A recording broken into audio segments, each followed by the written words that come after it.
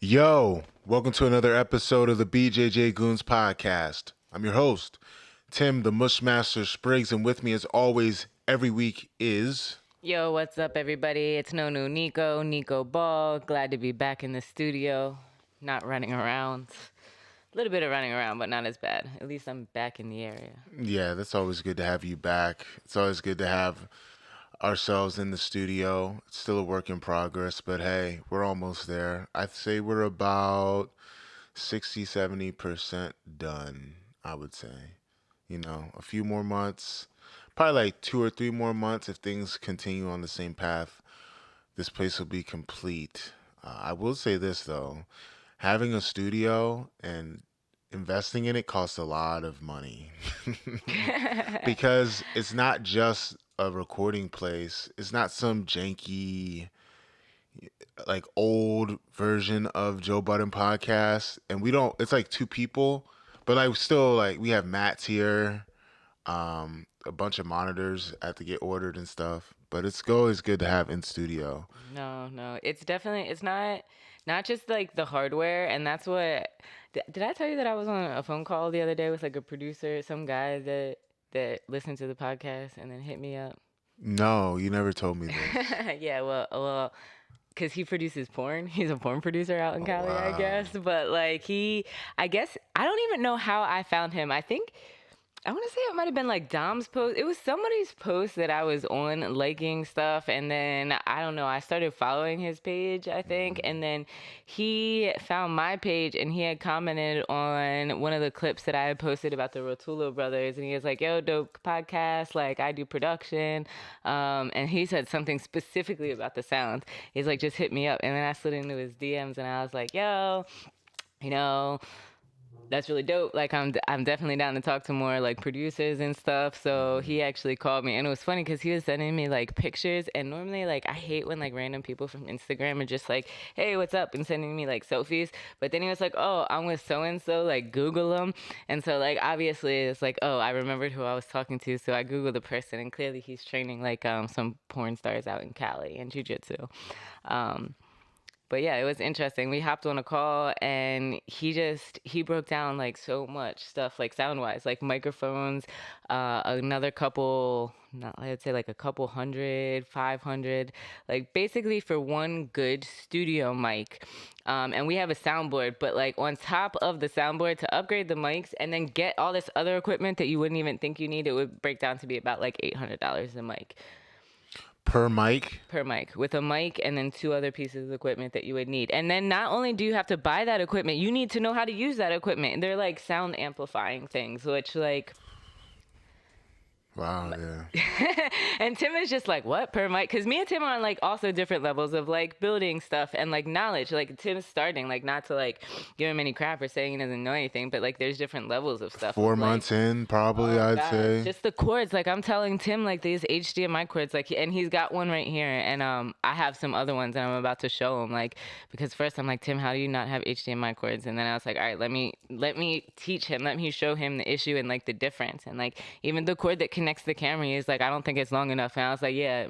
But it's the longest that's out there. Like I haven't been Yeah. able to I find. remember looking for it, and I was So like, "This is as long as they have." Like, what? yeah, so it's a Remember when I went lot. on? Yeah. So, and I was posting on Instagram. It's like I've invested a lot because I do consider myself to be a videographer and a photographer, and like now I'm learning to be an audiovisual engineer.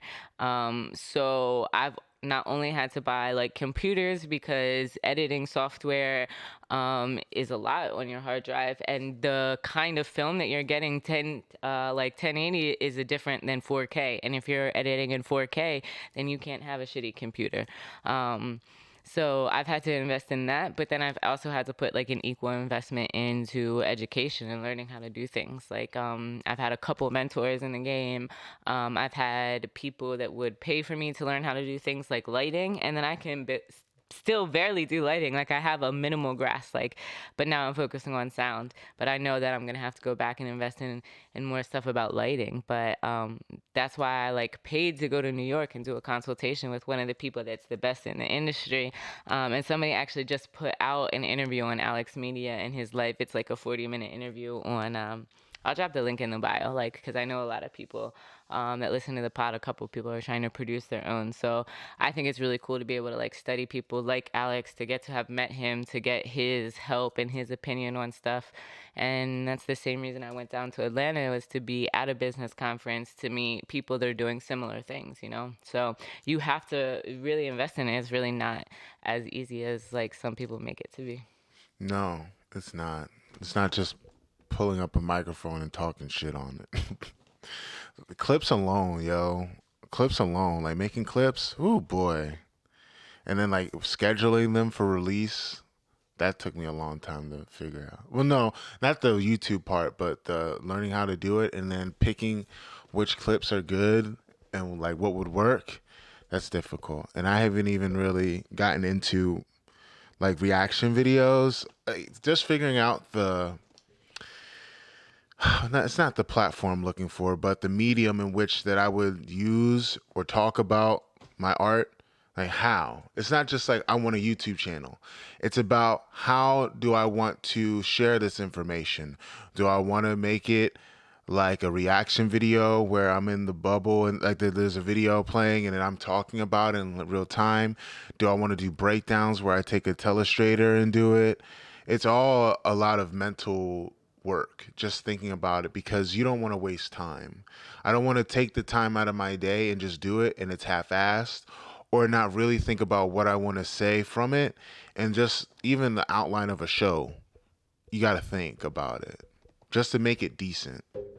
Like both sides. It's like the soft skills and hard skills. I'd say you're better at hard skills than I am. I'm pretty good at soft skills and then it's just meeting in the middle and figuring it out. Yeah, like I hate being on camera. Yeah, People don't realize it, and they're like, "Oh, yeah." It's just like, no, I avoid the camera so much. I avoid the camera. I avoid talking to actual people. Like, I hate talking to people. I kind of do too, though. I'm not gonna lie. I'm good with people, but I mean, if I had it so I was really rich and I didn't have to talk to people, I'd do it. But anyway, we got a lot of news to get to. Yeah, but before we continue, since we were talking about podcasts, I do want to give a shout out. I was able to go to the gym, and see Master Lloyd Okay, the other day. And do you nice. know Yasmin? Yes. She's the girl. So Yasmin is Muslim, right? I don't want to misspeak. So, Yeah. well, let's give a shout out to Yasmin because, well, first of all, we were also talking about all the racists in jiu-jitsu and how the community is just, can be very non-welcoming. So Yasmin is Muslim, so like, and she wears like, she's very traditional, so she doesn't train with any guys. So like, she'll come to the night class, the evening class at TLI, and then if there's ladies there, she'll drill. If there's not, she just sits there and talks to Master Lloyd. And then when it's time to roll or anything, she just sits there and talks to Master Lloyd. And like, so most of the time she's just chilling, but like, it is an environment where she can just go and hang out and have a good time. So she was there in her gi and chilling with Master Lloyd when I went there, and I went there to talk to Master Lloyd about his podcast because he was telling me he was just gonna film his podcast with like his phone at the gym. Oh shit. And Master Lloyd has invested like a couple thousands of dollars, probably. I don't know. He's got all the equipment to film a podcast. So I told him I was going to go over there and slap his phone out of his hand if I saw him doing that. But I got in a conversation about Yasmin, or with Yasmin, and she actually has her own podcast. So I wanted to, like, just promote her podcast, which is Depression Relief.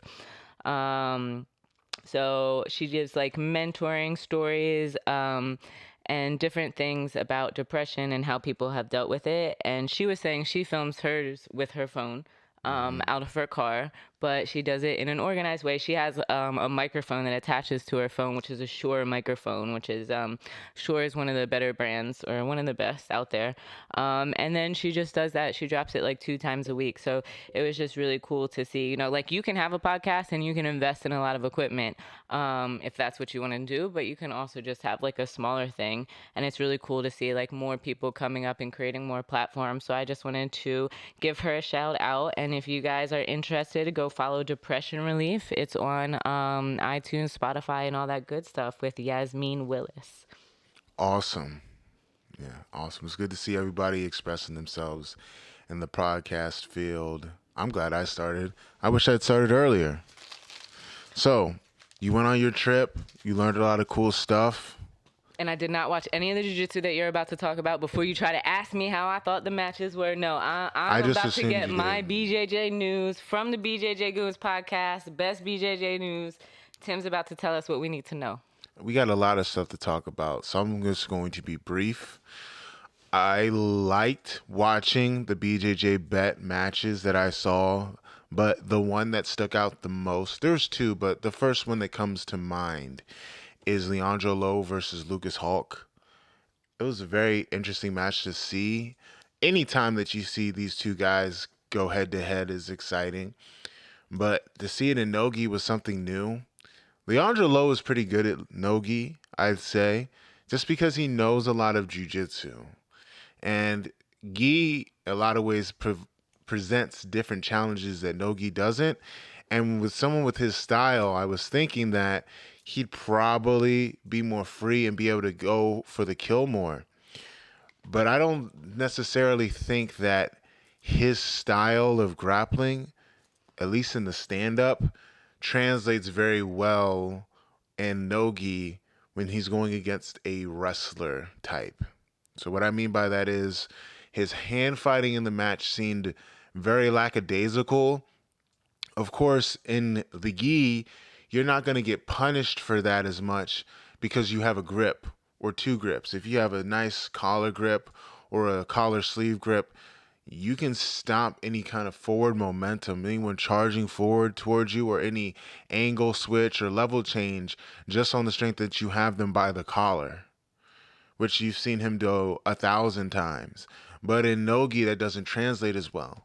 When you're doing stand-up takedowns and you're doing wrestling, or even if you're doing Nogi judo, you have to have heavy hands.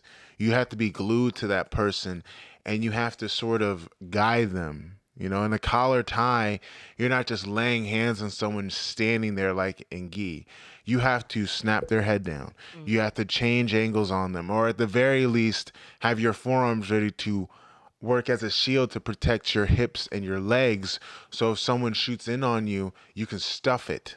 Yeah, I remember on the Patreon when we were going over some asking you questions, and that was one of my things with like Nogi trying to establish those grips because it's so hard because you don't have as many, you don't have a collar grip. All you have is like trying to grab somebody's wrist can be, you know, difficult. So that the systems, the Nogi grip systems are very different. Absolutely. And I think that Lucas Hulk's training at Atos and the American influence in grappling, where, yes, we don't have a long standing tradition of grappling in the sense of on the floor, but I'm pretty sure Andre Galvao has brought several wrestlers to Atos. His jump as a competitor, Andre Galvao I'm speaking of, is in the Nogi and more specifically his wrestling. He went from being a guy that was known for his guard to, okay, I don't have to jump for a flying armbar triangle anymore. I'm going to throw you, or I'm going to blast W, or I'm going to club your head into submission, whether I get to a front headlock or I'm so heavy on your head, so much that your back hurts, that you're forced to stand up or take a bad shot. And I'm going to blast W off the mat.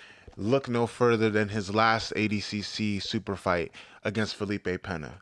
Pena was lifting weights. He looked jacked. I mean, his traps were out of this world. But Andre Galvao, although shorter, clubbed him down, broke him down, and he just mollywopped him. And it reminded me of, well, both of them reminded me of each other, the match with Andre Galvao and Felipe Pena in this match with Lucas Hulk and Leandro Lo. And because Leandro Lo was so lackadaisical with the hand fighting, I noticed right off the rip that Lucas Hulk was a step ahead. A guy like Lucas Hulk, you want to be heavy on his head too. You want to make him move because he's a very straightforward guy. It'd be like fighting a rhino, kind of. Like, they're very good, straightforward. If they start to roll on you, yeah, you're in some trouble. But you got to make them work for it. And once Leandro was kind of in the cut, as I like to say, when he was in the phone booth trying to hand fight and get in tight, he allowed Lucas Hulk to get an underhook, and Lucas Hulk did what he's supposed to do. He's a shorter guy. He has an underhook. He lowered his level, shimmied, and got around to Leandro Lo's back, body lock, and the guy that's strong like Lucas Hulk, low center of gravity, he's going to send you flying. And it was all she wrote. Once he got that body lock around the back, I mean, Leandro would, he tried to do the same thing he does in Gi. He'll try to roll out of stuff. And I watched this transition a couple times, even before you got here. I don't know how it happened. I don't even think Lucas Hulk slammed him, but it was probably a mixture of Lucas Hulk trying to put Leandro down to the ground with a mat return or just a hip break where you just drop your weight down on the side and pick it, or Leandro jumping. But either way, he got slammed to the mat, and it was all she wrote. And then he got his back taken. Lucas Hulk took his back, rear naked choke. It was over. Now, mind you, this was a tournament, so it was kind of like, okay, what matches did they have before, or what kind of training regimen did they have before? Because Leandro always looks like he's tired. He's like, that's just his style, That's just everybody has their face, their game face, and his is cansado. He's the drunken master of jiu-jitsu. So I don't know if he's hungover. I don't know if he's tired. I don't know if he's playing possum, but he's known for being a parter, yeah. So yeah, he's probably had the greatest matches of all time while being hungover. But yeah, it was all she wrote. It was a good match to learn from. It wasn't a battle for the ages, but it was definitely informative, and it proves once again, like my brother Tyron Murphy always says, takedowns matter. If you want to be a complete grappler, if you want to be a complete martial artist, if you are someone that does jiu-jitsu and God forbid you have to defend yourself, takedowns matter, because if that's on the concrete, it's over. You don't need a rear naked choke. You body lock, slam somebody on the ground. Finito. Speaking of that, have you tried any of the drilling that Eli showed you? Actually, yes. Like that 5 minute of just going in on somebody's legs, it seems like it would leave you paralyzed the next day. No, I haven't done 5 minutes of it, but I definitely was using the principles in no-gi training, because I might have a match coming up very soon. So I've been using the principles. I've been using like the slap the hands away thing where you shoot in. I gotta do that drill. I need to watch the video more so I get it in my mind of exactly how I'm supposed to move in the drill. But I will say the one thing that I've been implementing a lot, and I don't think it's on the Patreon yet, is the neck raises where you're laying on your back. And yeah. No, I'm working on those videos. That's going to be like the behind the scenes, because for those of you that aren't Patreons, if you are on the Patreon, you've probably seen a couple of techniques that we've dropped with Eli. But we've had him here in the studio. You'll hear this episode before we drop his episode. But we brought him here to the studio and to film one episode, and then he was going to roll out. We had to film another. But I don't know, he finessed Tim into doing all of these like exercises, like some of the hardest drills. So like an ab one, a neck one. Tim's just dying through it all. So it's going to be some hilarious content. So we have the actual drills that he's giving us, some wrestling techniques, and then it'll just be like Tim cursing at the camera, and then like Eli just be like, oh yeah, nah, this gonna get you right, son, that's gonna get you right. And then he'll describe like the worst things. He'd be like, yeah, I do this for like 5 minutes. He'd be like, what? Man, that kid is crazy. Pain leads to progress. But that's what Leandro needed. We gotta sell him Eli's program. Yes, absolutely. Go from Bjj Goons Records, Goon Life Records. So, yeah. Who's next?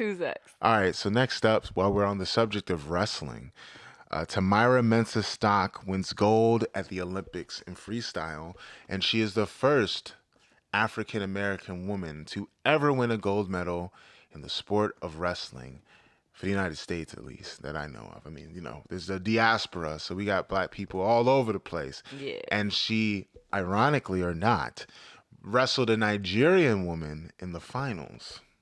Black excellence right there. Making it up, taking over the podiums everywhere. Everywhere.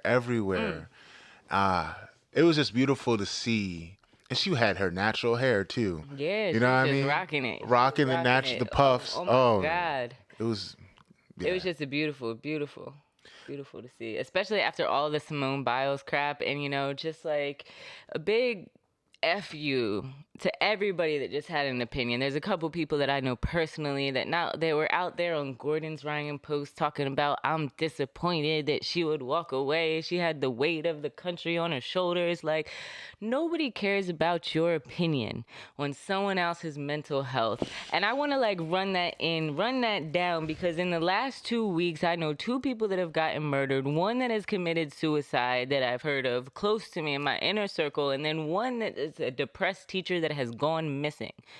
And nobody has seen him for the last 10 days. And people like you that have an opinion on things like Simone Biles, you're the problem with the world. So I just want to take a minute to say that, you inconsiderate assholes.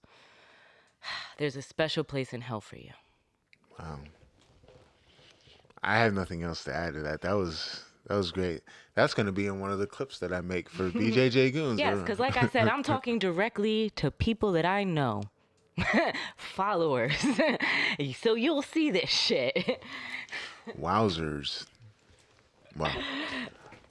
On the subject of Tamyra Mensah stock, I think representation matters.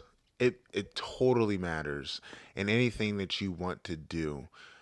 I thought it was great, and I was proud when I first started jiu-jitsu to know that not only there was local people that did jiu-jitsu at a high level, but there was black people that did jiu-jitsu. Even the kids program. I'm pretty sure just other kids seeing the kids program at Team Lord Irvin coming up were inspired to see those kids killing it. And to this day, some of the worst beatdowns that I've ever seen administered on a jiu-jitsu mat were done by kids on the Team Lord Irvin competition team. Ryan Villagrán was a teenager, and he beat a grown-ass man that was a black belt. This boy Zay, Malachi Edmonds' little brother, has the most beautiful Tomonagi in history. Sending kids in the air. Like, remember The Dark Knight where they flipped the 18-wheeler?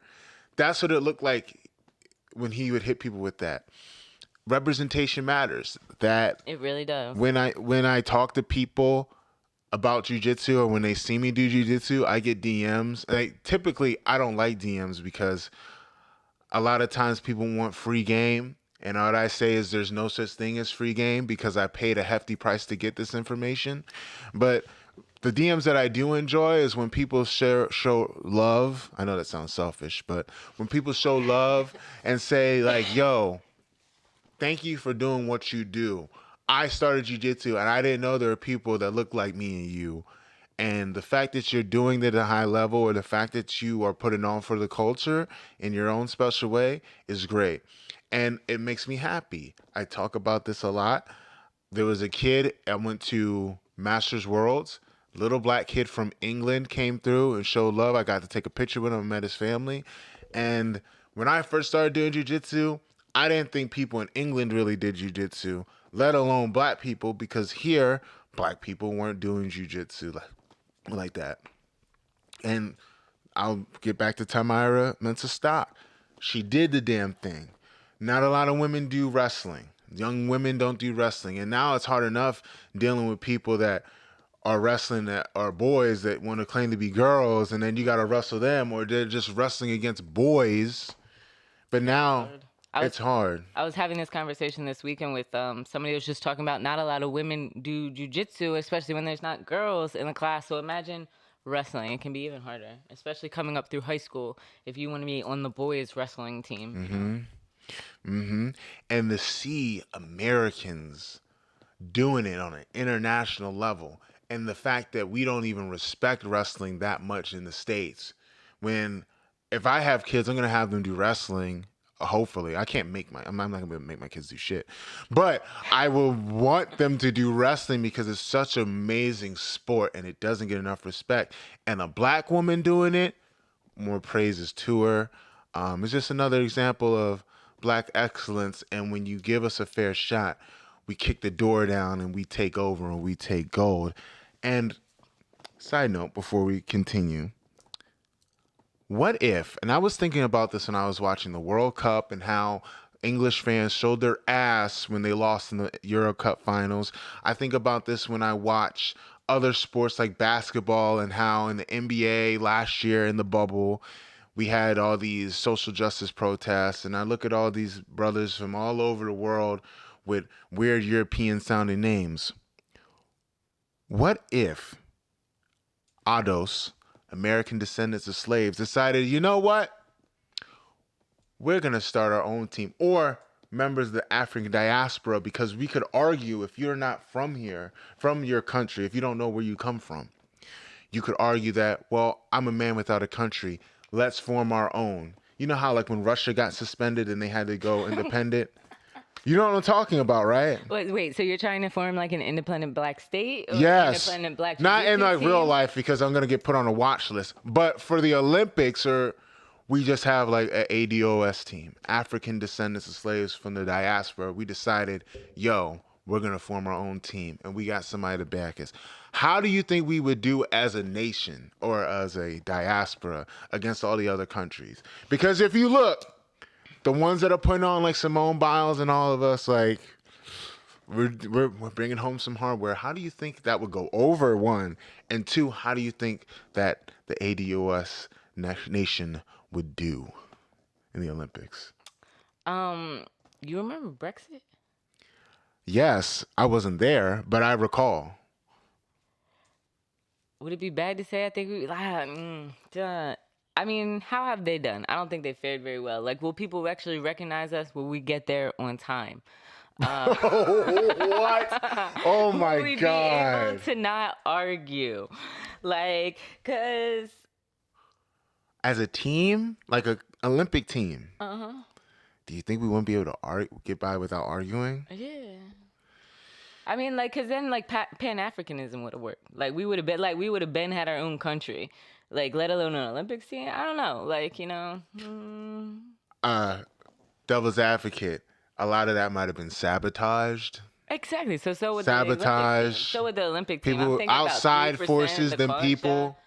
Yeah. Then people would try to sabotage, but like, that's a good point. I think somebody would like get taken out like Huey Newton style, like maybe one of the runners, like Sha'Carri. Sha'Carri would have been Huey Newton. They would have sabotaged her. They would have laced her drink or something. And been like, oh man, you tested positive for weed, but I don't smoke. Yeah, well, Yeah, no, I need to work. I'm a pessimistic person though. Very looking much for a therapist. So. Mental health. It's like, oh my goodness. Yeah, no. Like, could you imagine it? Like, no, I think they would try to like sabotage us. It would be an interesting story. The FBI would probably get involved, but like only because we're the shit, really.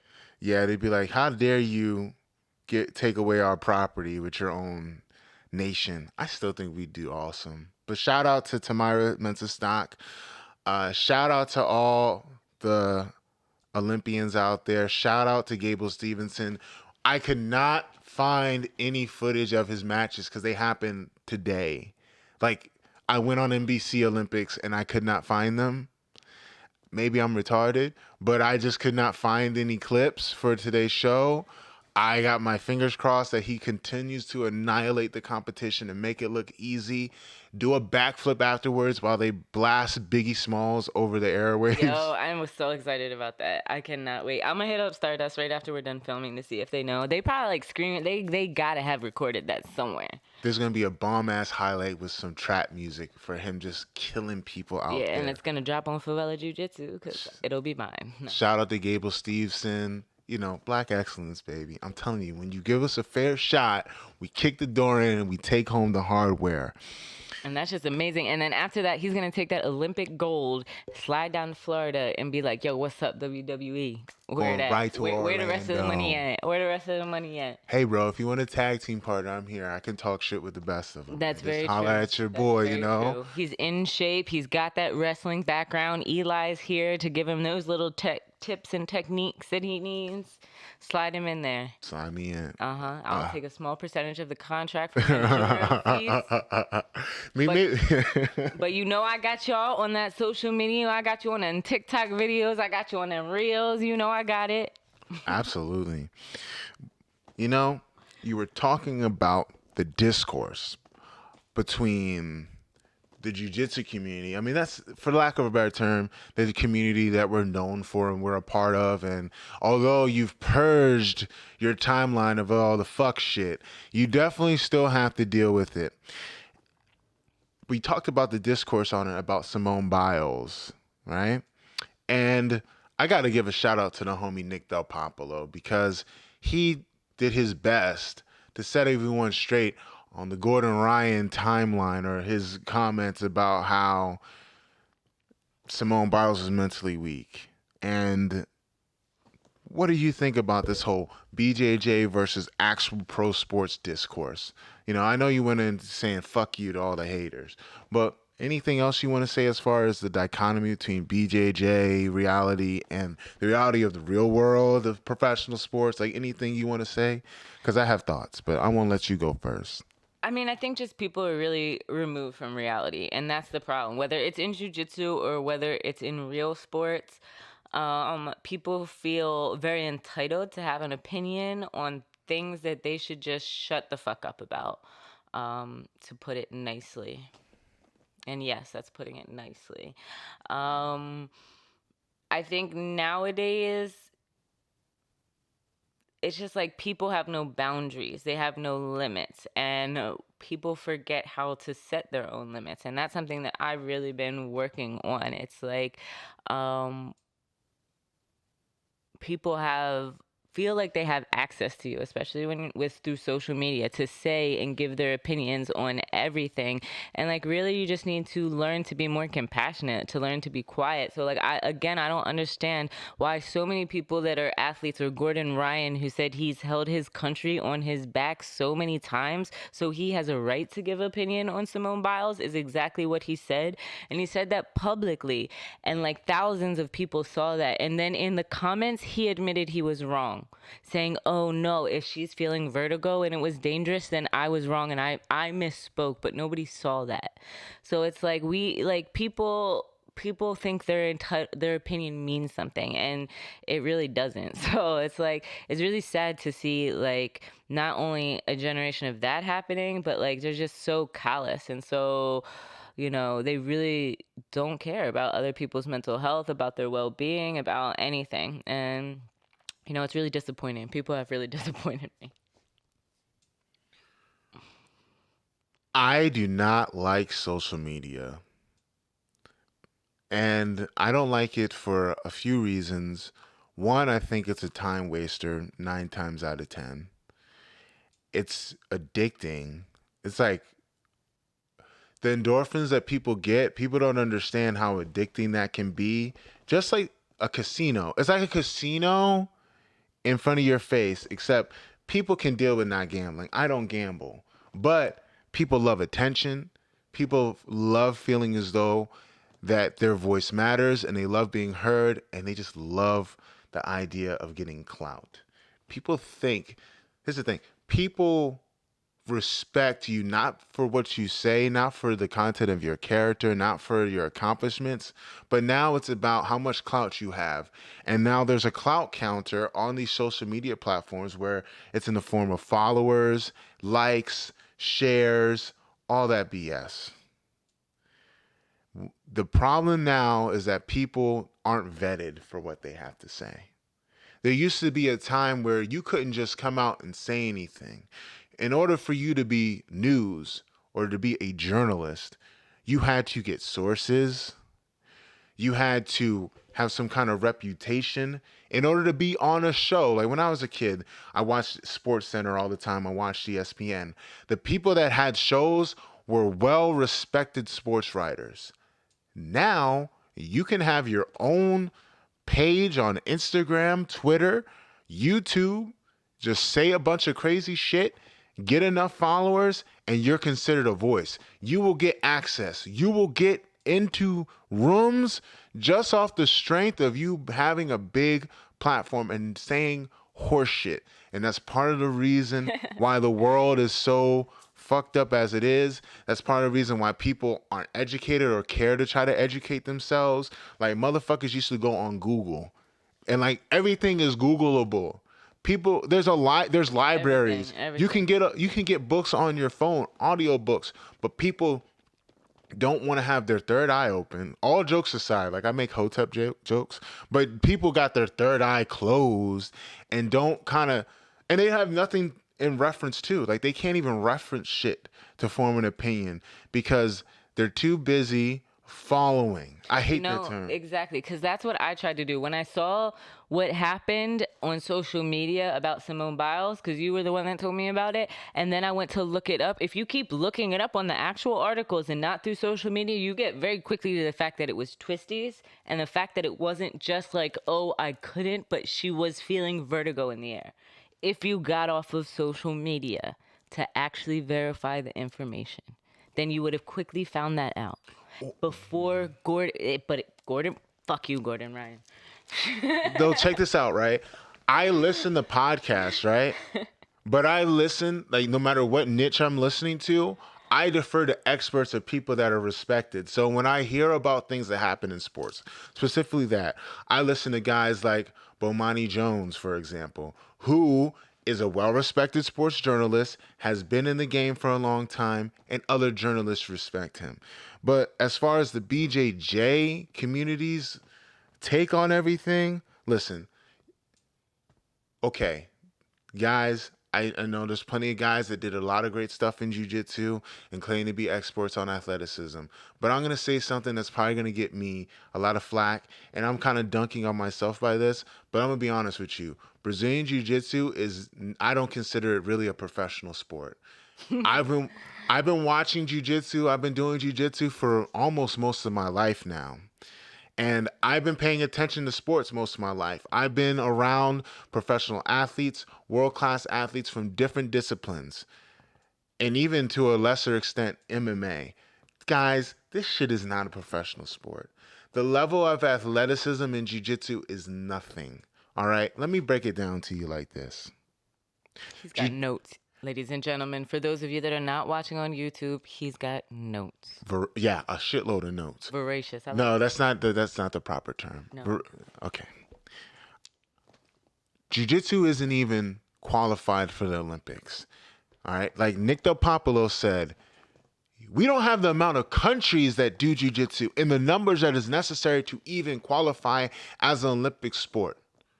We don't have a unified commission for our sport. We have the IBJJF.